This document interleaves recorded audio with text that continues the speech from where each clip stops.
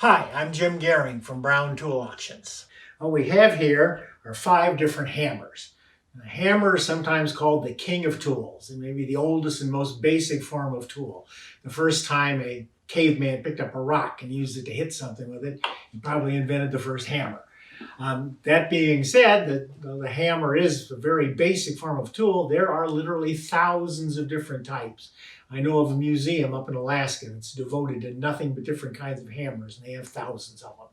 So there are all kinds of different designs, ones for different purposes, or with just different, for the same purpose, but with different designs that people have patented over the years. This one here is called the double claw hammer, as you can tell just by looking at it. It's invented by a guy named Voigt, and there's actually a fair number of these around. The idea was that the 2 different claws would give you 2 different amounts of leverage to pull out nails. So this one is closer, you get in there to nail out smaller nails. This one's bigger, you can pull out bigger nails where you need more leverage. So like I say, you'll find these are uncommon, but you'll find a fair number of these around. This apparently was a fairly successful design. On the other hand, this one was invented by a guy named Kaiser, and was much less successful. I only know of 1 or 2 of these.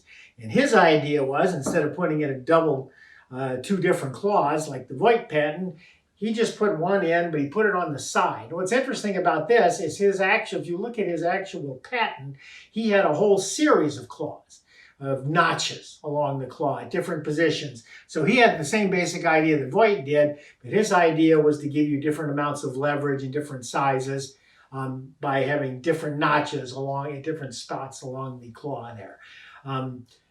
Now this is, as I said, I'm only aware of 1 or 2 of these in existence. This one's only got 1 notch, and that's the way they were actually manufactured. You'll find this a lot.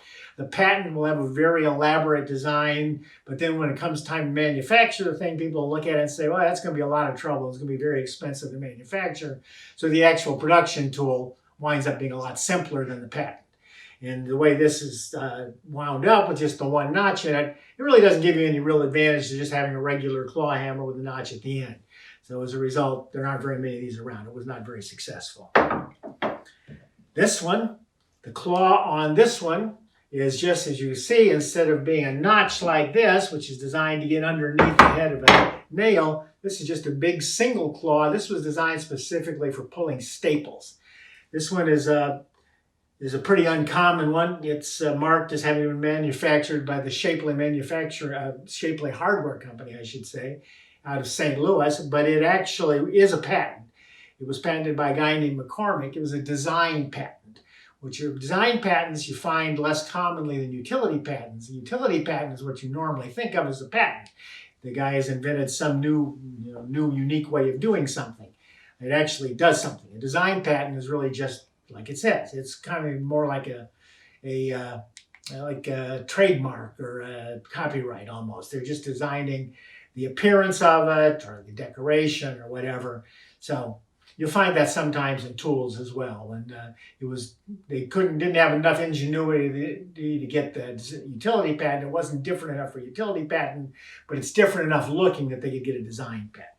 So this is a design patent. This one is called the Avid Patent, and you will find a few of these around. They are kind of uncommon. It was manufactured by a company called the Chisel Edge Manufacturing Company. You can see it's got 2 notches to pull nails, plus the central notch in the center there, and it's got a chisel on the edge here. So the idea was that you could also use this as well as having it as a hammer, you could also scrape away, or you could use that chisel edge to smooth out areas. You'll find a lot of patents that are hammers that are combination tools. The idea was, well, a hammer is pretty simple. All you need is something to hit nails with. But you've got all this other space here that you can put all kinds of other tools and ideas on. So you'll find hammers that have got screwdrivers built into them, wrenches, all kinds of things. This is the Avid patent. And then finally, I have one very specialized hammer here. This is a broom maker's hammer. Back in the day when brooms were made by hand out of straw, they would need these special kind of hammers to tack down the straw and get it firmly seated into the handle. So this is like I said, there are literally thousands of very specialized hammers. This is a broom maker's hammer. So again, 5 variations out of thousands on the most basic of tools. And these will all be listed in our October 30th auction.